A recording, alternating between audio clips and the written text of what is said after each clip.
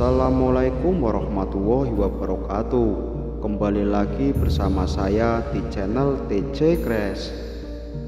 Salam sehat, salam sejahtera bagi kita semua.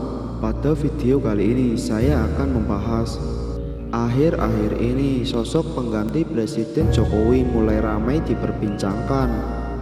Masa jabatan Presiden Jokowi terhitung kurang lebih 1 tahun lagi. Sosok siapa yang akan menggantikan Presiden Jokowi sudah mulai ramai diperbincangkan. Rupanya perbincangan tersebut dikaitkan dengan ramalan Jayabaya yang dikenal sangat masyhur di Indonesia. Jayabaya adalah raja dari kerajaan Kediri yang berkuasa antara 1135 sampai 1159. Pada masa pemerintahannya, kerajaan Kediri mampu mencapai puncak kejayaan. Jayabaya juga termasuk salah satu penguasa di masa lalu yang namanya masih diingat oleh masyarakat hingga saat ini. Alasannya karena ia pernah membuat buku yang isinya ramalan-ramalan atau dikenal sebagai Jangka Jayabaya. Banyak yang meyakini bahwa beberapa hal terjadi di Indonesia saat ini adalah perwujudan dari ramalan Jayabaya.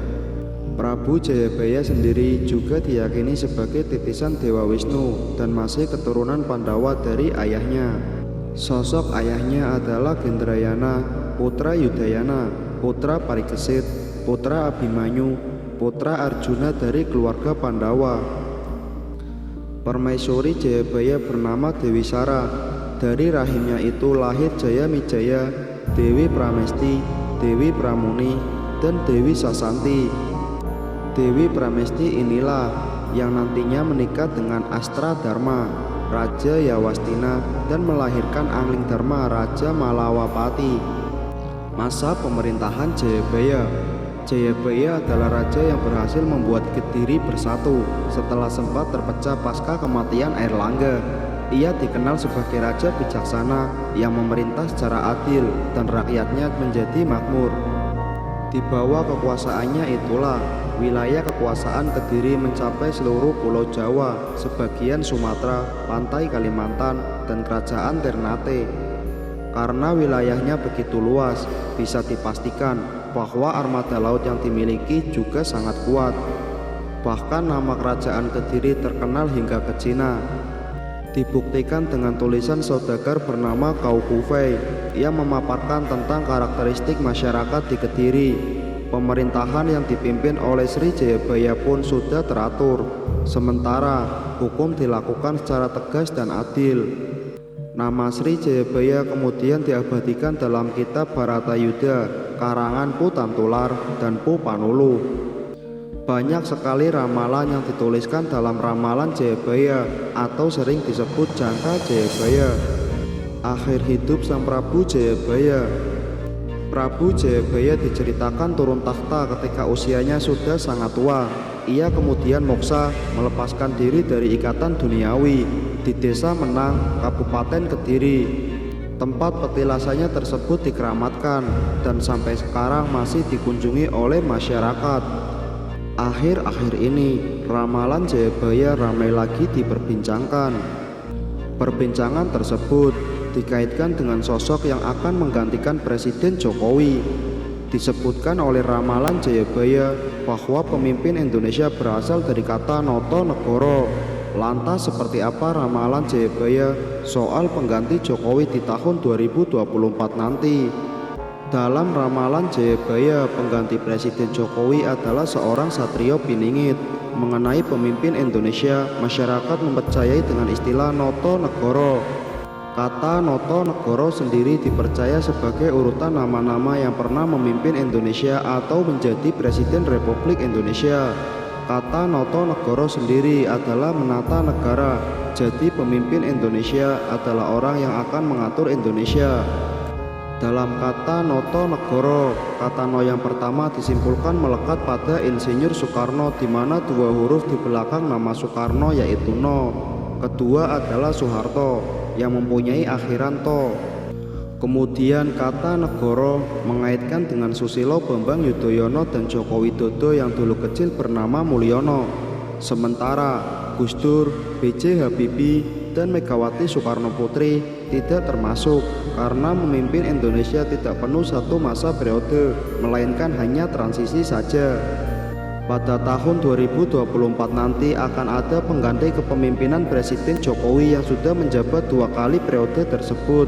Jika diurutkan, huruf berikutnya adalah Go. Banyak masyarakat yang meyakini dengan 2 nama yang diisukan akan maju dalam pemilihan presiden 2024 nanti. Nama tersebut yang mempunyai akhiran Go adalah Gatot Nurmantio dan Ganjar Pranowo. Dalam aksara Jawa, kedua nama itu memiliki tenaga atau Go. Nama Ganjar Pranowo dan Gatot Nurmantio kerap dikaitkan dengan deretan prestasi saat memimpin daerah dan pasukannya. Meski begitu, ini hanyalah sebuah ramalan atau prediksi yang belum tentu kebenarannya. Yang pasti adalah bahwa dalam ramalan Jangka Jayabaya, Nusantara ini akan dipimpin oleh sosok seorang Satrio Piningit. Lalu siapa Satrio Piningit itu? Akhir-akhir ini di media cetak elektronik dan dunia maya khususnya sedang ramai-ramainya membahas hal tersebut, yaitu sosok yang diidam-idamkan bisa membawa negeri ini bangkit menjadi mercusuar dunia. Referensi yang mereka pakai rata-rata bersumber dari manuskrip dan serat-serat kuno. Dalam haksana budaya Jawa sendiri dikenal 3 satria. Yang pertama, Satrio Pinantito adalah tokoh panutan pemimpin berjiwa pendeta atau spiritual. Yang kedua, Satrio Pinele, yaitu pemimpin yang pada zamannya dibutuhkan untuk melawan angkara murka dan menjadi petunjuk jalan di masa kegelapan nanti. Yang ketiga, Satrio Piningit adalah insan pilihan Tuhan yang akan menjadi pemimpin di masa depan. Satrio Piningit sendiri mempunyai ciri-ciri garis mati, adil bijaksana, dan berani melawan tantangan pada zamannya. Bukan hanya Jayabaya saja, dalam salah satu ramalan karya Raden Ngabehi Ronggo Warsito menuliskan sebuah ramalan tentang sosok Satrio Piningit. Diceritakan bahwa ada 7 nama Satrio Piningit yang kelak akan memimpin Nusantara ini.